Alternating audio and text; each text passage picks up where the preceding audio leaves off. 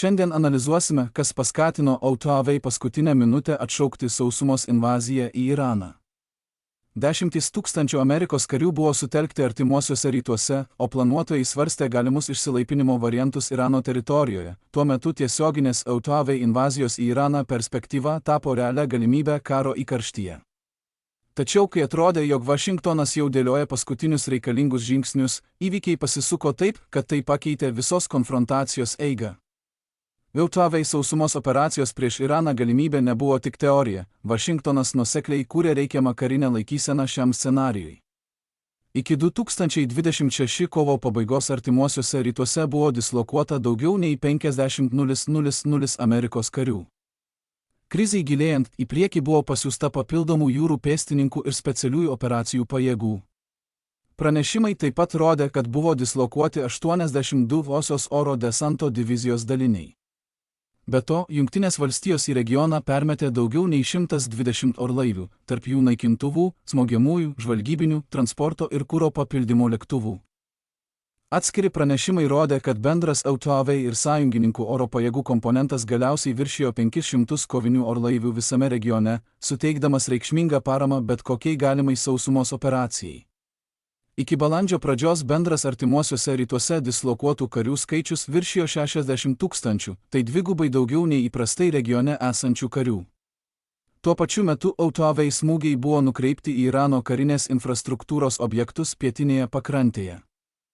Visa tai vyko tuo metu, kai buvo vykdomi logistiniai pasiruošimai, planuojamos lauko ligoninės ir perkeliamas pagalbinis personalas. Apibendrinus, šie įvykiai rodė, kad ruošiamasi kur kas daugiau nei tik ilgalaikiai oro kampanijai. Šių pasiruošimų logika buvo paprasta. Oro smūgiai galėjo pakenkti Irano kariniams pajėgumams ir infrastruktūrai, tačiau, kaip buvo aptarta naujausioje Irano analizėje, Huawei suprato, kad vien oro smūgiais negalės priversti režimo pasikeisti ar kitaip sužlugdyti vyriausybės Irane. Tam reikėjo spaudimo sausumoje, nes kitos galimybės atrodė vis mažiau realistiškos. Didelio masto antivyriausybiniai protestai nesusiformavo dėl masinių Irano režimo represijų dar sausio mėnesį. Tuo tarpu kurdų pajėgos atsisakė prisijungti prie kampanijos prieš Iraną, baimindamosi, kad vėl bus paliktos likimo valiai po to, kai patirs kovų nuostolius. Tuo pat metu Vašingtono regioniniai sąjungininkai rodė mažai noro ar galimybių dalyvauti brangiame ir tiesioginėme sausumos kare prieš Iraną. Kadangi šios alternatyvos tapo vis mažiau tikėtinos, ribota Huawei sausumos operacija iškilo kaip paskutinė likusi galimybė tiesiogiai daryti spaudimą Irano kariuomeniai ir vadovybei. Dažniausiai aptariami invazijos scenarijai buvo susijęs su pietų Iranu, kur Amerikos karinės jūrų ir oro pajėgos galėtų būti panaudotos efektyviausiai. Vienas iš variantų buvo Hargos salos, svarbiausio Irano naftos eksporto centro, užėmimas, taip atimant iš Teherano pagrindinį pajamų šaltinį ir įkuriant placdarmą arti žemyninės dalies. Kitas variantas buvo susijęs su Kišo sala, kurios vieta Persijos įlankoje suteikė patogų placdarmą operacijoms. Daug ambicingesnės idėjos apėmė operacijas žemyninėje dalyje aplink Bandar Abbasą, siekiant užtikrinti svarbiausius jūrų siaurumos taškus Hormuzo sąsiauryje ir tiesiogiai spausti Irano karinę infrastruktūrą. Kai kurios analizės taip pat nurodė galimą invazijos kryptį iš Irako, kur esama Huawei karinė infrastruktūra galėtų palengvinti logistiką ir didelių pajėgų judėjimą. Nors šie planai labai skyrėsi mastu, juos visus vienijo tas pats tikslas – įsitvirtinti Irano teritorijoje ir sukurti svertą, kurio vien raketų ir oro smūgiai negalėtų suteikti. Tačiau planuojant toliau, sausumos operacijos trūkumai darėsi vis akivaizdesni.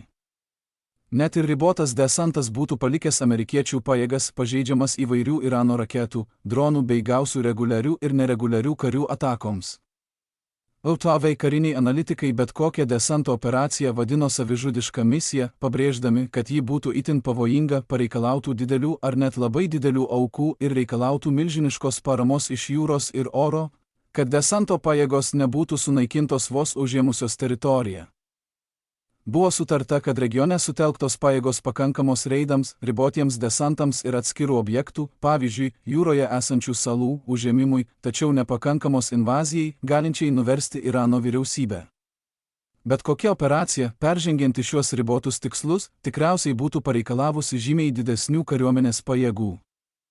Tuo pačiu metu nebuvo pagrindo manyti, kad užėmus salą ar pakrantės poziciją staiga kiltų dideli antivalstybiniai neramumai, kurdų proveržiai ar regioninių sąjungininkų pastiprinimas.